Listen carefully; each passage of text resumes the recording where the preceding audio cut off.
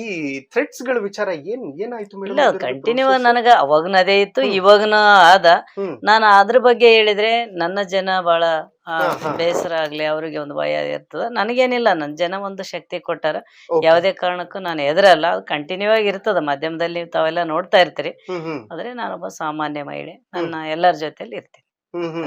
But ರಾಜಕೀಯವಾಗಿ ಏನೇ ಭಿನ್ನಾಭಿಪ್ರಾಯಗಳಿದ್ರು ಅದನ್ನ ವೈಚಾರಿಕವಾಗಿ ಟೀಕೆ ಟಿಪ್ಪಣಿಗಳು ಮಾಡೋದು ಬೇರೆ. ಹೌದು. ಬಟ್ ಈ ಹಂತಕ್ಕೆ ಬರೋದಿದೆಯಲ್ಲ, ಅದು ವರ್ಸ್ಟ್ ಅಂತ ಅನ್ಸಲ್ವಾ ತಮಗೆ? ಅನಿಸ್ತದ. ಹಾ. ಒಬ್ಬ ಮಹಿಳೆಯಾಗಿ ಗಟ್ಟಿತನದಿಂದ ನಾವು ಬಂದೀವಿ ಅಂದಾಗ ಜನ ಮತದಾರರ ಆಶೀರ್ವಾದ ಮಾಡ್ಯಾರ. ಅದನ್ನ ತೀರ್ಪನ್ನ ಒಪ್ಪಿಕೊಂಡು ನಮ್ಗೆ ಯಾರೇ ತೊಂದರೆ ಕೊಡೋರು ಅವ್ರು ಕೊಡಬಾರ್ದು. ಹಂಗ ನೋಡಿದ್ರೆ ಜನ ತೀರ್ಮಾನನ ಒಪ್ಪಬೇಕು. Correct. ನಾನು ಕೂಡ ಪಕ್ಷಾತೀತವಾಗಿ ನಾನು ಕೆಲಸ ಮಾಡ್ತೀನಿ. ಹ್ಮ್. ಇವತ್ತು ನನ್ನಲ್ಲಿ ಬರೀ ನನ್ನ ಪಾರ್ಟಿಯವರು ಮುಖಂಡರು ಬರೋದಿಲ್ಲ, Okay. ಎಲ್ಲಾ ಪಕ್ಷದ ಒಂದು ಕಾರ್ಯಕರ್ತರು ಜನ ಬಂದು ನನ್ನ ಕೇಳ್ತಿರ್ತಾರ. ನನ್ನ ಕೈಲಾದದ್ದು ನನ್ನ ವ್ಯಾಪ್ತಿಯಲ್ಲಿ ಒಬ್ಬ ಪಕ್ಷದ MLA ಅಲ್ಲ ನಾನು, ಎಲ್ಲ ಒಂದು ಎಲ್ಲರ ಜೊತೆಲಿ ಕೆಲಸ ಮಾಡ್ತೀನಿ.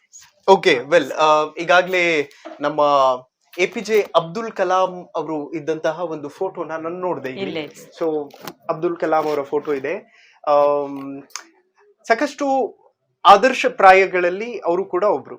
ಡಾಕ್ಟರ್ APJ ಅಬ್ದುಲ್ ಕಲಾಂ ಅವರು ಮತ್ತೆ ಕರೆಮನಾಯಕ್ ಅವರು ಅಟೆಂಡ್ ಮಾಡುವಂತ ಎಲ್ಲಾ ಕಾರ್ಯಕ್ರಮಗಳಲ್ಲೂ ಕಾಣಿಕೆಗಳನ್ನು ಕೊಡ್ತಾರೆ. ಅವಮಾನಗಳನ್ನು ನೋಡಿರ್ತೀರಿ, ಕಾಣಿಕೆಗಳನ್ನು ನೋಡಿರೋದು ಕಡಿಮೆ ಲೈಫ್ ಅಲ್ಲಿ. ಈ ಕಾಣಿಕೆಗಳನ್ನು ನೋಡಿದಾಗ, ಜನ ಕೊಟ್ಟಂತಹ ಪ್ರೀತಿಯನ್ನ ನೋಡಿದಾಗ ಏನ್ ಅನ್ಸುತ್ತೆ ನಿಮ್ಗೆ ಅಂತ? ದೊಡ್ಡ ಹೆಮ್ಮೆ ಅನಿಸ್ತದ. ನಾನು ಇಷ್ಟು ದೊಡ್ಡ ಒಂದು ಇಂತಿಂತ ಆದರ್ಶ ವ್ಯಕ್ತಿಗಳನ್ನ ನನಗ್ ಕೊಡ್ತಾರಂತಂದ್ರೆ ಇದಕ್ಕಿಂತ ದೊಡ್ಡ ಸಂಪತ್ತು ಯಾವ್ದಿಲ್ಲಪ್ಪ. ನನಗ ಎಷ್ಟು ಪುಣ್ಯ ಮಾಡೀನಿ ನಾನು ಅಂತ ಅನಿಸ್ತದ. ಅದನ್ನ ನನ್ನ ದೇವದುರ್ಗದ ಮತದಾರರಿಗೆ ನಾನು ಅರ್ಪಿಸ್ತೀನಿ. ಓಕೆ, ವೆಲ್, ಬನ್ನಿ, ಇನ್ನೊಂದಷ್ಟು ಕಾರ್ಯಕ್ರಮಗಳಿದೆ. ಆ ಕಾರ್ಯಕ್ರಮಗಳನ್ನು ಕೂಡ ಅಟೆಂಡ್ ಮಾಡೋಣ. ಹೇಗಿರುತ್ತೆ ದಿನಚರಿ ದೇವದುರ್ಗದ ದುರ್ಗಿಯದ್ದು ಅನ್ನುವಂಥದ್ದನ್ನ ತೋರಿಸುವಂತಹ ಪ್ರಯತ್ನ ನಮ್ದಾಗಿದೆ. ನೋಡಿ, ಇಷ್ಟೇ ಅವ್ರ ಮನೆ. ಒಂದು 3-4 ಕೋಣೆಗಳಿದೆ. ಅದನ್ನ ಹೊರತುಪಡಿಸಿದ್ರೆ ಬೇರೆ ಏನು ಇಲ್ಲ.